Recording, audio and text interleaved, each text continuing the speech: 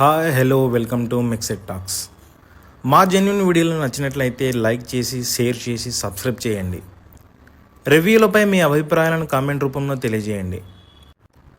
Suzhal season 1 రాత్రి 11 గంటలకి చూడడం మొదలు పెడితే ఆ ఎపిసోడ్లలో ఉన్న ఇంట్రెస్ట్ తోటి 8 ఎపిసోడ్లు పూర్తయ్యేంత వరకు చూడడం జరిగింది.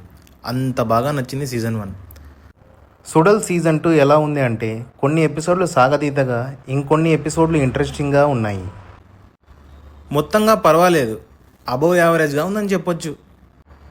ఇక కథలోకి వెళితే హీరోయిన్ ఐశ్వర్య రాజేష్ కేసును వాదిస్తున్న లాయర్ వారి ఊరిలో అష్టకాళీ జాతర సమయంలో తన కాటేజ్లోనే హత్యకు గురవడం జరుగుతుంది. ఆ హత్య ఎవరు చేశారు, ఆ హత్యకు గల కారణాలేమి, హత్యకి హ్యూమన్ ట్రాఫిక్ ఇంకా ఏమైనా సంబంధం ఉందా అనేదే ఈ సినిమా. ఎపిసోడ్ వైజ్ చెప్పుకుంటూ పోతే మొదటి 3 ఎపిసోడ్లు సాగతీతగా ఉన్నాయి. 4వ ఎపిసోడ్లో చివరి 10 నిమిషాలు చాలా బాగుంది. 5వ ఎపిసోడ్ స్లోగా స్టార్ట్ అయినా ఎండింగ్ చాలా బాగుంది. చివరి 3 ఎపిసోడ్లు చాలా బాగున్నాయి మరియు సీజన్ ఎండింగ్ కూడా బాగుంది. ఇక సినిమాల హైలైట్ విషయాలు చెప్పాలంటే కథ పాతదైన కథనం కొత్తగా చూపించడానికి ప్రయత్నించారు. అష్టకాళీ జాతరను మరియు సినిమాలోని సన్నివేశాలను లింక్ చేయడం బాగుంది. సినిమాటోగ్రఫీ విషయానికి వస్తే వెబ్ సిరీస్ మేరకు సన్నివేశాలను బాగా చిత్రీకరించడం జరిగింది. బీజిఎం కూడా పర్లేదు. కొన్ని ట్విస్టులు బాగున్నాయి, మరి ఇంకొన్ని ట్విస్టులు ఊహించే విధంగానూ ఉన్నాయి. సీజన్ మొత్తానికి మెయిన్ ట్విస్ట్ను కొంతమంది ఊహించవచ్చు, కొంతమంది ఊహించలేకపోవచ్చు. జైల్లో సన్నివేశాలు బాగా ఇంపాక్ట్ఫుల్గా ఉన్నాయి.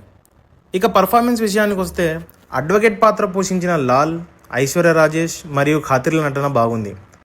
అలాగే పోలీస్ సబ్ ఇన్స్పెక్టర్ మూర్తి పాత్ర చేసిన శర్వానంద్ కూడా చాలా బాగా యాక్ట్ చేశారు. ఇన్వెస్టిగేషన్ అండ్ థ్రిల్లింగ్గా అనిపించలేదు. ఇక మైనస్ పాయింట్ల విషయానికి వస్తే ఎపిసోడ్ను 40 నిమిషాలు తీయాలనే ఉద్దేశంతో సాగతీతగా తీయడం జరిగింది. ముఖ్యంగా మొదటి 3 ఎపిసోడ్లు పెద్దగా ఇంట్రెస్టింగ్గా ఉండవు. కొన్ని సీన్లు అయితే రిపీటెడ్గా అనిపిస్తాయి. ఫస్ట్ సీజన్లో ఉన్న క్యూరియాసిటీ, మ్యాజిక్ ఈ సీజన్లో అంతగా లేదనిపించింది. సెంటిమెంట్ కూడా పెద్దగా వర్కౌట్ కాలేదు. ఒక కామన్ ఆడియన్గా ఈ వెబ్ సిరీస్కు నేనిచ్చే రేటింగ్ 3. ఈ సీజన్లో నేను తెలుసుకునే విషయాలు ఏంటంటే, మనం ఒకరిని హీరోని చేస్తాం. మనం ఎవరినైతే హీరోగా చూస్తామో ఆయన ఎప్పుడూ పర్ఫెక్ట్గా ఉండాలని కోరుకుంటాం. అలా కాకుంటే జీరోలాగా చూస్తాం. ఎల్లప్పుడూ పర్ఫెక్ట్గా ఉంటే ఆయన మనిషి ఎందుకు అవుతారు, దేవుడు అవుతాడు. చిన్న తప్పులు చేసినంత మాత్రాన ఆ మనిషి పూర్తిగా చెడ్డవాడు కాదు కదా.